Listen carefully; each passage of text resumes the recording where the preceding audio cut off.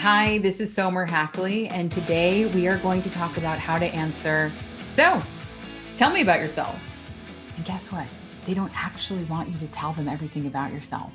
They are just thinking, why are you here in front of me? And why does that matter to me?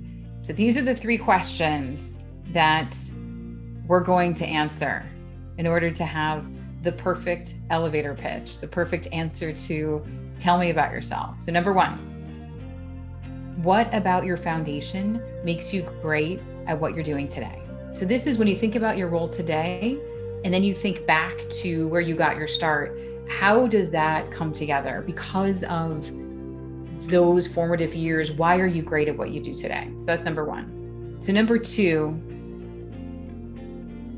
let's look at all of the major differences that your entire background brings together. And when you think about these differences, think about, because you've been in both, what that does for you and what you will bring to the next company. The person has your resume in front of them. They see all of the companies, they see all of the titles, they see what you've done, but what they haven't yet done is brought it together holistically. They haven't yet thought, because of this combination, you're really good at X. So this is what we have to do for them. Think about all the differences you see there, the different size of company, different culture, different business models. Was it B2B versus B2C? Different geographies you led, different stage company. And number three is where you add value. So think about, what is the type of environment where you come in and have an immediate impact? So let's take an example. Let's say this is my background. Let's say I'm a software engineer by pedigree. That's how I grew up. My first position was with a Fortune 100 company, and I learned best practice. I was in the rotational leadership program.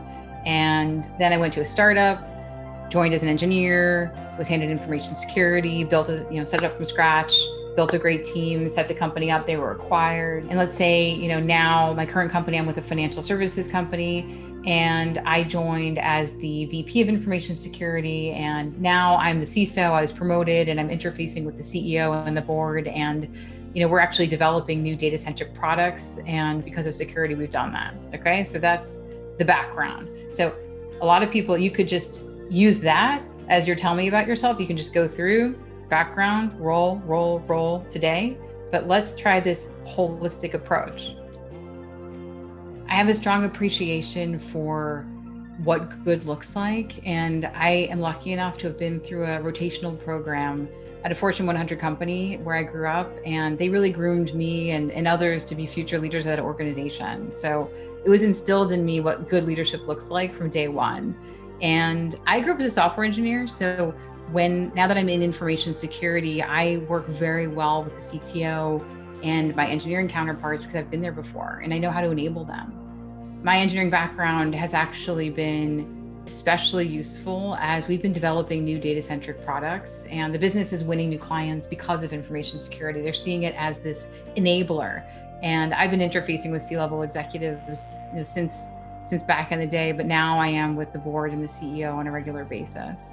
And I have this startup mentality. I've been on the startup side. I've also been in large enterprise. So I have this bias for action, but at the same time, I also appreciate and know how to get things done at a large enterprise. So in terms of influence and, just being able to roll a program out to 300,000 people, I've seen both sides of it, but at the end of the day, I'm a startup person at heart and just want to get things done.